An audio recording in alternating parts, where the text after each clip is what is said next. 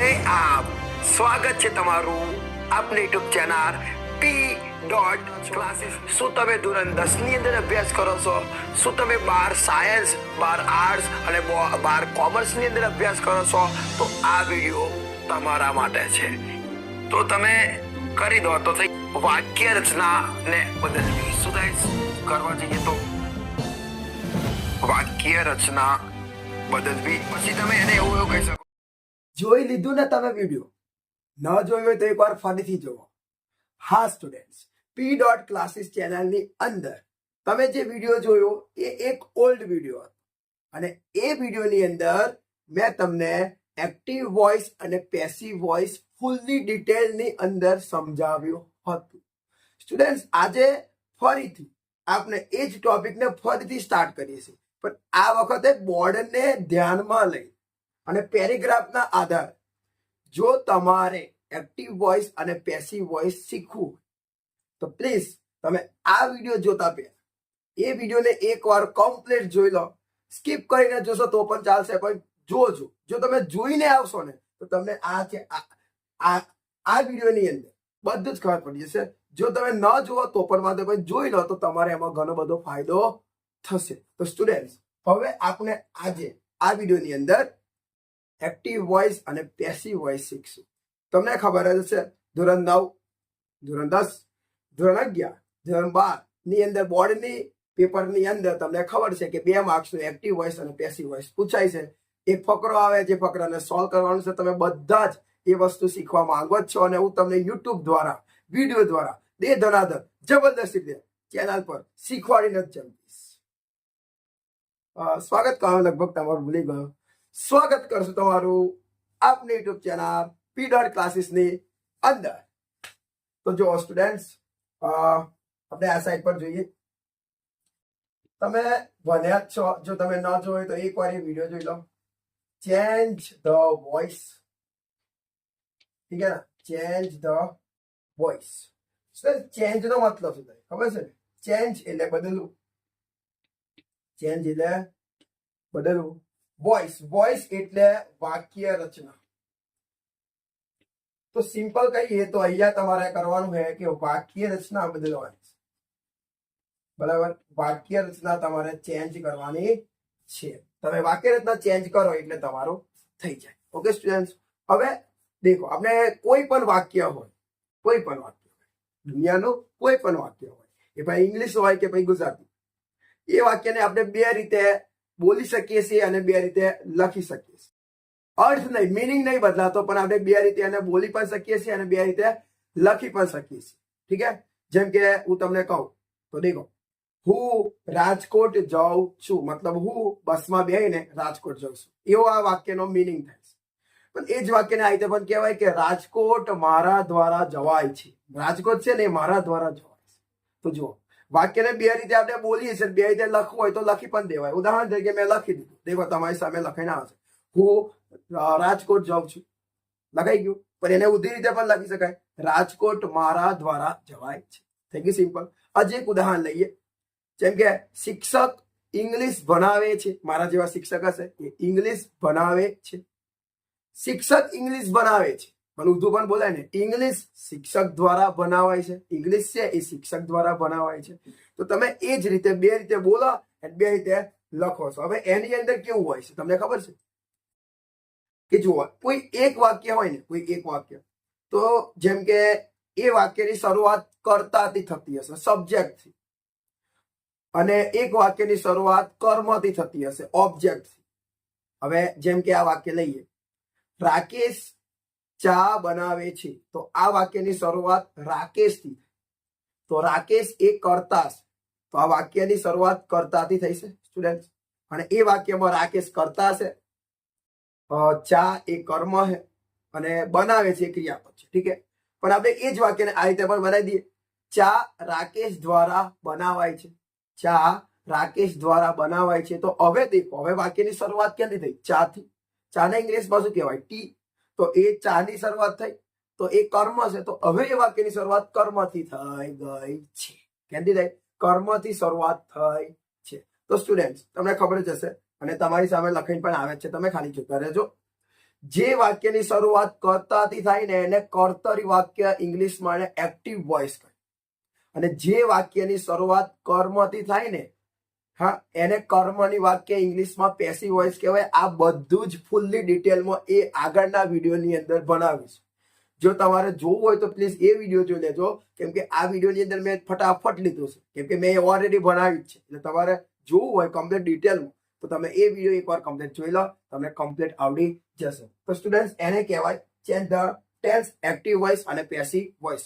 કર્તાથી થાય એને એક્ટિવ કહેવાય, કર્મથી થાય તો એને પેસિવ વોઇસ કહેવાય છે. તો ચલો જો હવે આપણે આગળ વધીએ.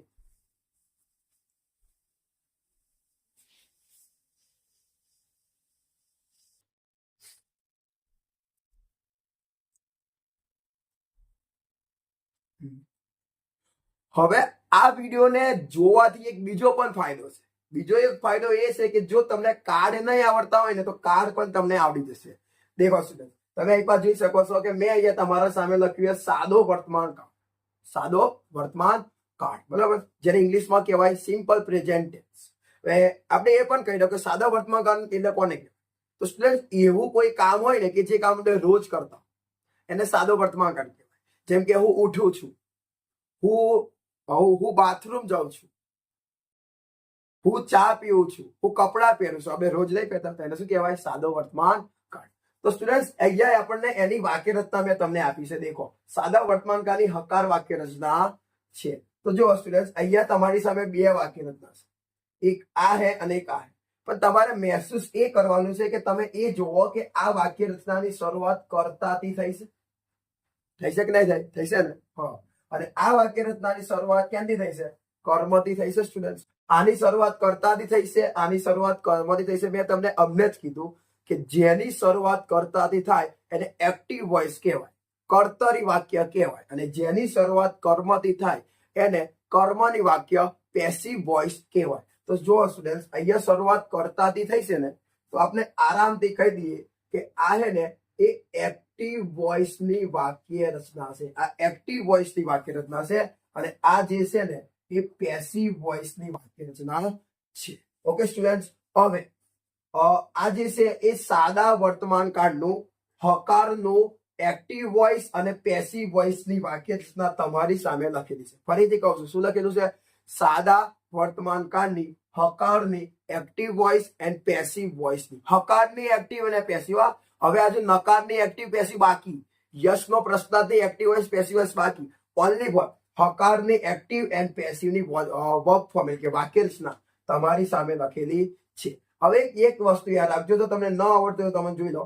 સૌથી પહેલા કર્તા આવે, ઓકે, વત્તા ક્રિયાપદનું મૂળ રૂપ જેને V1 કહેવાય, જેને વર્બનું ફર્સ્ટ ફોર્મ કહેવાય, પ્રેઝન્ટ ફોર્મ કહેવાય, ઘણું બધું કહેવાય, પણ ક્રિયાપદનું મૂળ રૂપ આપણે યાદ રાખીએ જેને શોર્ટકટમાં V1 કહેવાય. એ આવે. અહીંયા તમને એક લાઈન દેખાતી હશે, બરાબર? ન દેખાતી હોય તો તમને દોરીને બતાવું. દેખો, આ લાઈન છે. એ લાઈનનો મતલબ છે કે આ બંનેમાંથી સ્ટુડન્ટ ગમે તે એક જ આવે. જેમ આપણા ઘરે કોઈ ગેસ્ટ આવ્યા હોય તો આપણે એમને કહેતા તમે ચા લેશો કે કોફી, તો એવા બેમાં બે નહીં લે, પણ બેમાંથી ગમે તે એક જ લેશે. એવું જ અહીંયા બે ઓપ્શન છે, પણ બેમાંથી ગમે તે એક આવે. એક છે ક્રિયાપદનું મૂળ રૂપ V1 અને બીજું છે ક્રિયાપદનું S કે ES વાળું રૂપ V5, બરાબર? આ બંનેમાંથી ગમે તે એક આવે. V1 આવે અથવા V5 આવે. V1 એટલે તમને ખબર હશે, go, teach, buy, read, write, speak. અને V5 એટલે goes, reads, speaks, buys, please, બરાબર? આપણે કઈ નહીં કરવાનું. તમે એ પણ જો તમે સાદો વર્તમાન શીખવા માંગતા હોય તો એ વિડીયો પણ તમે જોઈ લો. એ વિડીયો પણ તમારી સામે નીચે અવેલેબલ છે જ. એ વિડીયો પણ તમે જોઈ શકો છો. ઓકે, તો સ્ટુડન્ટ્સ અહીંયા આપણે S અને ES લગાવવાનું. જો તમે કોઈ ક્રિયાપદની બહાર S લગાવી દો તો એ પણ V5 બની જાય, ES લગાવો તો પણ એ V5 બની જાય. S કે ES કેવી રીતે લગાવવું એ ન આવડતું હોય તો તમે જોઈ શકો છો. હું તમને અત્યારે શોર્ટકટ કહી દઉં કે જો કોઈ ક્રિયાપદની પાછળ એટલે વર્બની પાછળ S, CH, SH, O, X, TH જેવા શબ્દો હોય તો શું લાગે? ES, અને ન હોય તો ઓનલી પર શું લાગે? S. ઠીક હે? એ રીતે તમારે કરવાનું. હવે તમે અહીંયા જુઓ, અહીંયા તમને આપ્યું છે કે કેવી રીતે ક્યારે. દેખો, અહીંયા તીર મારીને બતાવ્યું છે, નિશાની કહીને બતાવ્યું છે કે આ હોય તો V1 આવે છે, જ્યારે આ હોય તો V5 આવે છે. તમે એક ડેમો પણ જોઈ લો એટલે તમને ખબર પડશે. જેમ કે હું તમને આઈ પરથી બનાવીને બતાવું. હું આવું છું, આઈ કમ. અમે આવીએ છીએ, વી કમ. તમે આવો છો, યુ કમ. તેઓ આવે છે, ધે કમ. આગળ જોઈએ. છોકરાઓ આવે છે, ધ બોયઝ કમ. રાહુલ અને રાજેશ આવે છે, રાહુલ એન્ડ રાજેશ કમ. તમે જોયું બધે મેં કમ એન્ડ કમ જ લગાવ્યું. બધે જ કમ આવ્યું. I come, we come, you come, they come, boys come, બધે જ કમ. તો સ્ટુડન્ટ એ જે કમ હે ને એ કમ ક્રિયાપદનું મૂળ રૂપ છે. એને V1 કહેવાય, કમ ને. હવે આપણે અહીંયા જ વાક્ય બનાવીએ. જેમ કે આપણે બનાવીએ થી. તમે જોઈ શકો તમારી સામે લખાઈને આવે છે, ડોન્ટ વરી. તે આવે છે, he comes. તે આવે છે, she comes. હવે કોઈ એક વચન નામ, કોઈ છોકરીનું નામ લઈ લો. મીનાક્ષી આવે છે, મીનાક્ષી comes. પાયલ આવે છે, પાયલ્સ come. પાયલ comes. સોનલ આવે છે, સોનલ comes. હવે કોઈ છોકરાનું નામ લો. જેમ કે વિવેક આવે છે, વિવેક comes. મનીષ આવે છે, મનીષ comes. હિમાંશુ આવે છે, હિમાંશુ comes. ઠીક છે. હવે તમે બહુ કોઈ પુરુષનું પણ નામ લઈ શકો, જેન્ટ્સનું નામ પણ લઈ શકાય અને લેડીઝનું નામ પણ લઈ શકાય. Rekhaben comes and Vikrambhai comes. તમે એ રીતે પણ કરી શકો છો, બરાબર. તો તમે એ રીતે મૂકતા તમને આવડશે. અને હવે નીચે પેસિવ વોઇસ કેવી રીતે કરવાનું છે. સૌથી પહેલા કર્મ આવે, ઓકે. એના બાદ તમે ખબર છે કે વર્તમાનનું પેસિવ કરે છે, તો વર્તમાનના પેસિવમાં વર્તમાન કાળના સહાયકારક ક્રિયાપદ ઈજ એમઆર આવે. એક વચન હોય તો ઈજ આવે અને બહુવચન હોય તો આર આવે. પછી એના પછી V3 એટલે ક્રિયાપદનું ત્રીજું રૂપ. V3 મૂકવું પડે, ભૂતકુડન મૂકવું પડે. એના પછી બાય મૂકવું પડે. એના પછી કર્તા અને એના પછી અન્ય શબ્દ. એની નીચે તમે જુઓ તો મેં તમારી માટે લખ્યું છે કે આઈ છે તો મી હે, પછી વી તો અસ છે, યુ નું યુ હે, અહીંયા સી નું હર્ષ. સ્ટુડન્ટ એનો મતલબ શું? દેખો, જો તમને આઈ આપેલો હોય ને તો તમે પેસિવ કરો ને તો તમારે આઈ નો પેસિવમાં શું કરવું પડે? મી કરો. આઈ ને જ્યારે લઈ જાઓ ત્યારે આઈ નું પેસિવ શું કરવું પડે? તમારે મી કરવું પડે. વી હોય તો વી નું પેસિવમાં શું કરવાનું? અજ કરવાનું. યુ હોય ને તો યુ નું પેસિવમાં યુ જ કરવાનું. ઠીક છે. હી હોય ને તો હીના પેસિવમાં હિમ કરવાનું. સી હોય તો સી ના પેસિવમાં હર કરવાનું. ઈટ હોય તો ઈટના પેસિવમાં ઈટ જ કરવાનું. કોઈ એક વચન નામ હોય, રોનક હોય, મેહુલ હોય તો રોનકનું રોનક રાખવા, મેહુલનું મેહુલ કરવા. બહુવચન નામ. સ્ટુડન્ટ્સ તો સ્ટુડન્ટ્સનું સ્ટુડન્ટ્સ જ રાખો. યા ફિર ગર્લ્સ લખેલું હોય તો ગર્લ્સનું પણ ગર્લ્સ જ રાખવું પડે. તો જો સ્ટુડન્ટ્સ, અહીંયા આપણે સિમ્પલ પ્રેઝન્ટ ટેન્સનું હકારનો એક્ટિવ વોઇસ, પેસિવ વોઇસ મેં તમને સમજાવ્યું. હવે એની પ્રેક્ટિસ કરીએ. પ્રેક્ટિસ કરીને આપણે એને વધુ શીખવાનો ટ્રાય કરીએ. જો તમે જોજો બધા જ હું તમને એક્ટિવ વોઇસ પર વાક્ય બનાવતા શીખવાડીશ. ડાયરેક્ટ પેસિવ નહીં શીખવાડું, ડોન્ટ વરી. હું તમને એક્ટિવ વોઇસ નું પણ વાક્ય બનાવતા શીખવાડીશ અને જ પછી એનું પેસિવ વોઇસ બનાવતા શીખવાડીશ. જોજો. હું પુસ્તક ખરીદું છું. તમે જોઈ શકો છો કે વાક્યની શરૂઆત હું એટલે કર્તાથી થઈ છે, તો આને આપણે કયું કહીએ? એક્ટિવ વોઇસ નું વાક્ય કહીશું. હવે આનું આપણે ઇંગ્લિશ બનાવીએ. આનું ઇંગ્લિશ આ રીતે બનાવશે, ધ્યાન આપજો. દેખો, સૌથી પહેલા શું આવે? કર્તા આવે. તો અહીંયા કર્તા શું છે? હું માટે ઇંગ્લિશમાં શું આવે? આઈ આવે. હવે તમારે જોવાનું છે કે આઈ હોય તો V1 આવે કે V5, મૂળરૂપ આવે કે એસ કે ઈએસ લાગે. તો જુઓ તમે, આઈ આ રહ્યો. આઈ હોય ને તો ક્રિયાપદનું મૂળરૂપ આવે એટલે V1 આવે, એટલે એસઆઈ નહીં લાગતો કે ઈએસ પણ લાગે નહીં, કઈ નહીં લાગે. તો ખરીદવા માટે તમને ખબર હશે બધાને કે શું આવે? બાય આવે. અહીંયા એસ લગાડવાનો જરૂર છે નહીં, કેમ કે આવવાનો નહીં. પછી પુસ્તક. તો સ્ટુડન્ટ, પુસ્તકને અંગ્રેજીમાં શું કહેવાય? બુક કહેવાય. તો જુઓ, આ વાક્ય આગળ થઈ ગયું. આઈ બાય અ બુક. આ એક એક્ટિવ વોઇસ છે. હવે સ્ટુડન્ટ, આપણે એનું પેસિવ કરતા હું તમને શીખવાડું કે એનું પેસિવ કેવી રીતે થાય. તો દેખો, હું પુસ્તક ખરીદું છું. તો અહીંયા શરૂઆત હું થી થઈ છે, તો આપણે આમાં કર્મ તરીકે જોઈએ તો આ કર્તા છે, આ ક્રિયાપદ છે અને આ જે છે આપણી પુસ્તક. આ પુસ્તક એ આપણું કર્મ છે. તો વાક્ય આપણું આવું બનશે. પુસ્તક, જુઓ તમે, પુસ્તક મારા દ્વારા ખરીદાય છે. ઓકે સ્ટુડન્ટ, આ દેખો શરૂઆત પુસ્તક થી થઈ એટલે કર્મ, એટલે એને કહેવાય પેસિવ વોઇસ. હવે આ વાક્ય સ્ટુડન્ટ ઓન થી બનાવો. જુઓ તમે આ એક્ટિવ વોઇસ નું વાક્ય હતું, તો એક્ટિવ વોઇસ નું વાક્ય એક્ટિવ વોઇસ ની વાક્ય રચનાથી બનશે એન્ડ પેસિવ વોઇસ નું વાક્ય પેસિવ વોઇસ ની વાક્ય રચનાથી બનશે. તો જો હવે આ વાક્ય આપણે ઓન થી બનાવશું. ચલો જોઈએ. સૌથી પહેલા આવે કર્મ. તો સ્ટુડન્ટ અહીંયા કર્મ તરીકે શું છે? પુસ્તક. તો પુસ્તક ને ઇંગ્લિશમાં ઉપર લખેલું જ છે, શું કહેવાય? અ બુક. તો અ બુક લખો, પણ ધ્યાન રાખો જ્યારે તમે પેસિવમાં જો ત્યારે તમારો જે પહેલો અક્ષર હોય હંમેશા કેપિટલ મૂકવો, મોટો મૂકવો, સ્મોલ નહીં મૂકી દેવો, બરાબર? તો દેખો કર્મ તરીકે આવી ગયો અ બુક. હવે અ બુક એટલે એક ચોપડી. એક ચોપડી એટલે એક વચન. તો એક વચનમાં શું આવે? ઈજ. જો તમે મારા વિડીયો રેગ્યુલર જોતા હશો તમે બધું જ ખબર પડતી હશે. અ બુક ઈજ. ઓકે, તો કર્મ તરીકે આવી ગયું અ બુક. પછી ઈજ એમ આર માંથી આપણે મૂક્યું ઈજ. હવે V3 મૂકવાનું છે. તો V3 એટલે ક્રિયાપદનું ત્રીજું રૂપ, વૃત્ત કુદંતનું રૂપ. તો બાય નું ત્રીજું રૂપ શું થાય? બાય નું ત્રીજું રૂપ થઈ જશે બોટ. ઠીક છે, તો કર્મ તો તરીકે અ બુક. પછી ઈજ એમ આર માંથી આવી ગયું ઈજ. V3 તરીકે બોટ. પછી સ્ટુડન્ટ શું આવે? બાય. તો બાય મૂક્યું. હવે આપણે જોઈએ કે પાસે કરતા મૂકવાનો છે. મેં તમને કીધું કે તમે આઈ હોય તો પેસિવ કરો તો આઈ નું મી કરવાનું, વી નું અસ કરવાનું. તો સ્ટુડન્ટ અહીંયા શું છે? આઈ. તો આઈ ને જયારે પેસિવમાં લઈ જાઓ ને ત્યારે શું કરવું પડે? આઈ ને પેસિવ તો મી કરવું પડે. તો મી, તો અહીંયા મારા એટલે મી. તમે જોઈ શકો છો પુસ્તક એટલે અ બુક. ખરીદાય છે એટલે લખ્યું ઈજ બોટ. પછી મારા દ્વારા, અહીંયા દ્વારા શબ્દ રહી ગયો છે, ડોન્ટ વરી. પુસ્તક મારા દ્વારા ખરીદાય છે તો એ દ્વારા માટે આવ્યું બાય, ને મારા એટલે શું આવ્યું? મી. તો જો સ્ટુડન્ટ, હું પુસ્તક ખરીદું છું. પુસ્તક મારા દ્વારા ખરીદાય છે. આ ગુજરાતી થયું.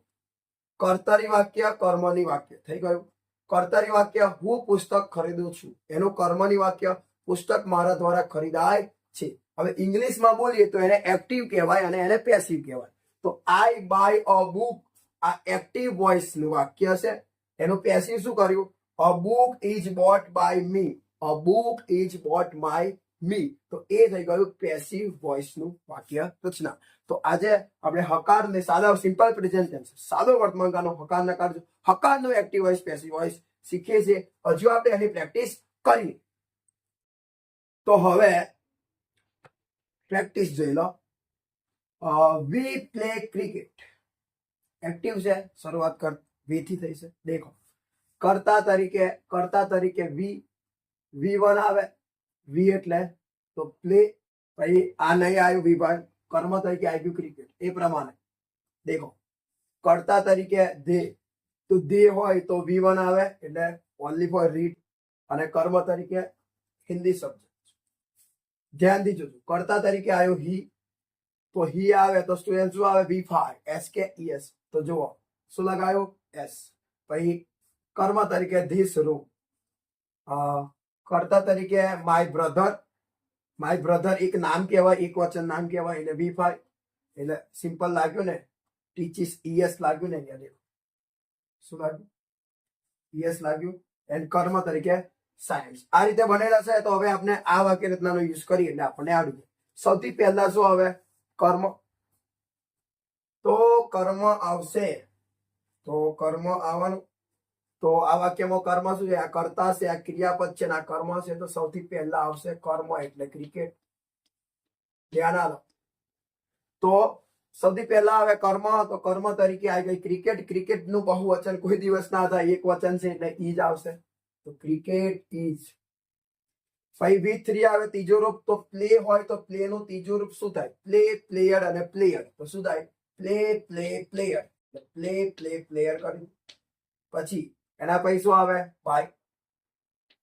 અને પાછળ શું આવે? કરતા. આગળ શું છે? વી. તો વી ને પાછળ લાવીએ તો તમે જુઓ વી ને પાછળ લાવીએ તો શું થાય? અઝ. આ વી ને પાછળ લાવીએ એટલે અહીંયા થઈ જશે અઝ. તો જુઓ વી પ્લે ક્રિકેટ નું પેસિવ થઈ ગયું. Cricket is player by us. ઠીક છે. હવે આગળ જુઓ. They read Hindi subject. તેઓ હિન્દી વિશે વાંચે છે. સૌથી પહેલા આવે કર્મ. હવે જો સ્ટુડન્ટ તમે અહીંયા એવું વિચારતા હોય કે આ રીડ આ ક્રિયાપદ છે તો આ હિન્દી તમારો સબ્જેક્ટ છે, એવું નહીં. અહીંયા આખું સબ્જેક્ટ છે, હિન્દી સબ્જેક્ટ આખું. હવે કોઈક એવું વિચારશે એમાં કર્મ કઈ નહીં ખબર પડે તો એની પર હું તમને એક ટ્રીક આપું છું.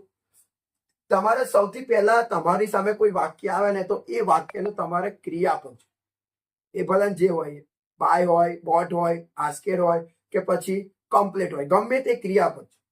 હવે એ ક્રિયાપદની પાછળ જે હોય ને એ તમારું કર્મ હશે. તો અહીંયા રીડ હે, તો આ રીડની પાછળ શું હિન્દી સબ્જેક્ટ, તો આપણું કર્મ છે.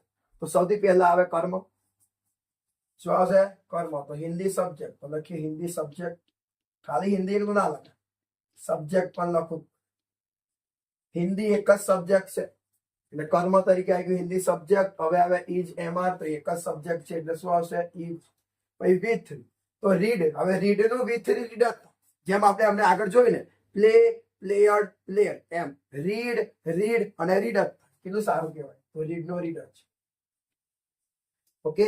પછી બાય આવે અને બાય પછી શું આવે? કરતા. તો અહીંયા ધી હે, તો ધી ને પાછળ લાવો. કઈ ગયો ધી? કઈ છે ધી? યસ, સોરી, મેં ધી નહીં લખ્યું, ધી લખી દો. તો ધી ને પાછળ લાવીએ ને તો શું રહેશે સ્ટુડન્ટ? ધ્યાન થશે. તો અહીંયા આપણે કરી નાખશું ધ્યાન. થઈ ગયું. એ પ્રમાણે હવે આગળ હી ક્લીન્સ ધીસ રૂમ. અહીંયા ક્રિયાપદ શું છે? ક્લીન્સ. ક્લીન એટલે ચોખ્ખું કરવું. અને કર્મ શું થઈ ગયું? ધીસ એકલું ના થાય, ધીસ રૂમ થાય ને એટલે. તો દેખો સૌથી પહેલા શું આવે? કર્મ. કર્મ એટલે ધીસ રૂમ એટલે આવશે જવાબ ધીસ રૂમ. ધીસ રૂમ પછી શું આવશે? ઇચ. આવ્યું? કેમ કે ધીસ રૂમ એ નહીં કર્યું. પછી વિથ. દેખો કર્મ તરીકે ધીસ રૂમ, ઈજામાંથી આવ્યું ઇજ. વિથ એટલે હવે ક્લીન. તો ક્લીન નું વિથ શું થાય? તો ક્લીન નું વિથ થાય ક્લીન. ક્લીન, ક્લીનેડ અને ક્લીનેડ. ઓકે. એના પછી શું આવશે? અને હવે હીને પાછળ. તો હીને પાછળ લાવો તો શું થશે? હિમ. તો અહીંયા આપણે લખીએ. ઓકે. ચલો એ પ્રમાણે હવે આ વધી. તો સૌથી પહેલા શું આવે? કર્મ. તો હવે કર્મ સ્ટુડન્ટ શું? આ રહ્યું ક્રિયાપદ. આ ક્રિયાપદ છે તો આ તમારો શું થયો? કર્મ. આ તમારું થયું કર્મ. તો સાયન્સ આવશે સૌથી. ઓકે. સાયન્સ પછી ઈજ આવશે. પછી V3 આવશે તો ટીચ નું થાય. ટીચ, ટોટ, ટોટ. જોઈ લો સ્પેલિંગ. TAUGHT. પછી બાય. હવે માય બ્રધર, તો માય બ્રધર નું થઈ જશે માય બ્રધર. એ તો એવું નહીં, મેં તમને કીધું ને માય. કેમ અહીંયા ઈનું એમ થયું, ધેનું ધ્યાન થયું, વીનું અસ થયું. માય બ્રધર નું શું થાય? તો માય બ્રધર નું સ્ટુડન્ટ કઈ ના થાય. નામ આપેલું હોય તો નામનું નામ જ રાખવાનું. એક વચન નામ રોનક, તો રોનક જ રાખો. પછી બહુવચન નામ હોય બોયસ, તો બોયસ તો બોયસ. તો અહીંયા માય બ્રધર, તો માય બ્રધર નું માય બ્રધર જ રહેશે. છેલ્લું વાક્ય છે બોયસ ગો ટુ સ્કૂલ. દેખો અહીંયા નામ છે તો પાછળ લાવશું તો પણ નામનું નામ જ કરો. ઠીક છે. તો સૌથી પહેલા આવે કર્મ. તો કર્મ શું છે? આ રહ્યું ક્રિયાપદ ને આ છે તમારું કર્મ. એટલે શું આવશે? સ્કૂલ. સ્કૂલ એક જ છે એટલે શું આવશે? ઇઝ. પછી with. Go, go, went and gone.